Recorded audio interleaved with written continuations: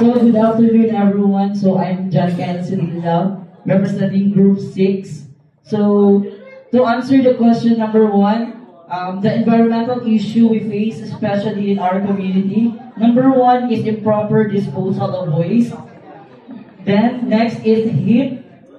Next is displacement of culture, water pollution, and irresponsible tourist hikers. So, sa improper disposal of waste, so we all know that every barangay has implementing na mayroon talaga tayong MRF, right?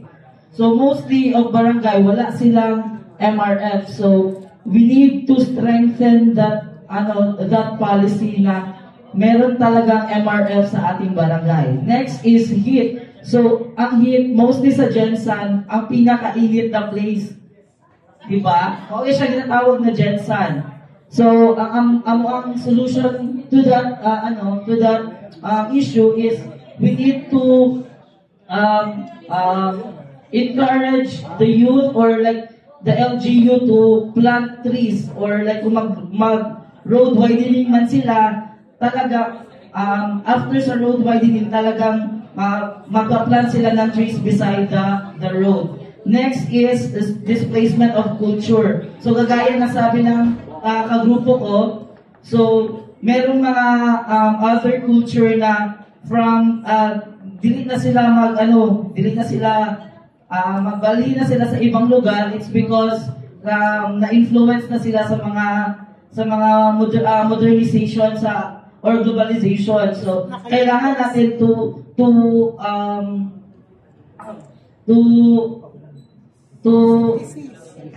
para maano natin yung culture is kailangan natin pahalagaan kung saan talaga sila nanggaling.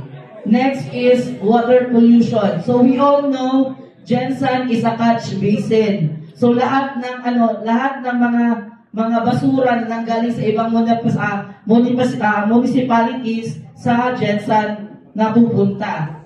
Kasi kung magbagyo man siya, ang Gensan ang catch basin. So, ang Gensan din is, merong barangays or coastal paroles na high fecal coliform. So, it's because some of the coastal paroles have growing informal settlers. So, maraming mga informal settlers and wala silang mga proper comfort rooms. So, ang solution with that is, mag-tap tayo sa LGU and mag-conduct tayo ng information, education, communication campaign or seminars sa kanila para malaman nila kung ano yung effect ng fecal coliform sa water quality ng ocean. Next is irresponsible of tourist hikers. So sabi ng kagrupo ko, nagpunta daw siya sa Buko-Buko Peak, right? So pagkatong niya dito, nakita niya nga nagasaka ng tourists or hikers dito nga nagadala og food, tapos ginabilin lang nila ang ilang mga basura dito. So, ang solution natin dyan is we need to tap our barangays or LGU na kailangan nila i-guide or i-monitor yung lugar na yon para hindi na maulit yung nangyari. Next.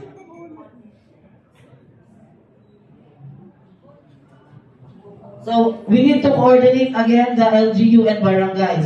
So, the assistance we need from the GPP is the partnership, sponsorship, and guidance. Because we all know GPP is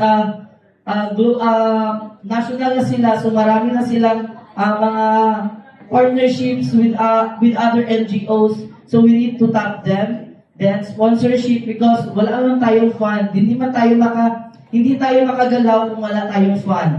Next is the guidance. So, matagal naman sila sa in-service. So, we need their guidance para natin yung mga dapat natin i-gawa. That's all. Thank you.